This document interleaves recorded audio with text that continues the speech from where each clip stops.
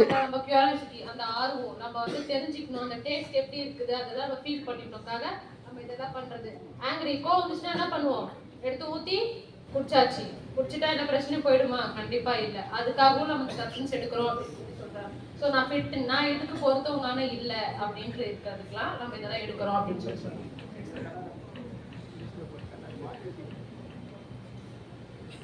Okay, யாருன்னா இந்த மாதிரி ட்ரக்ல இருந்தா அவங்க கிட்ட இருந்து ஒரு சின்ன சின்ன சிக்கெல்லாம் என்ன நம்ம அப்படின்னு கொஞ்சம் தெரிஞ்சுக்கலாம் அப்படின்னு சொல்லிட்டு இருக்கிறதா. தெரியுதுல? இங்க தெரியுதா? Okay. Loss in interest in school. நம்ம ஸ்கூலுக்கு போய் என்ன பண்ணலாம்? காலேஜ் போட்டுக்கலாம். ஓகேயா? அதுக்கப்புறம் வந்து ஃப்ரெண்ட்ஸ் கிட்ட வந்து சேஞ்ச் அவுட் இருப்போம். நம்ம வந்து பேச மாட்டோம், கிளாஸ்ல அட்டென்ஷன் பண்ண மாட்டோம். நான் கிளாஸ் எடுப்பாங்க, நம்ம என்ன பண்ணுவோம்? தூங்கின்னு இருப்போம். அந்த வேலையெல்லாம் நிறைய இருக்கும். அதுக்கப்புறம் கண்ணெல்லாம் ரெட் ஆயிட்டு இந்த கீழெல்லாம் பஃபைஸ் வந்து வந்துடும்.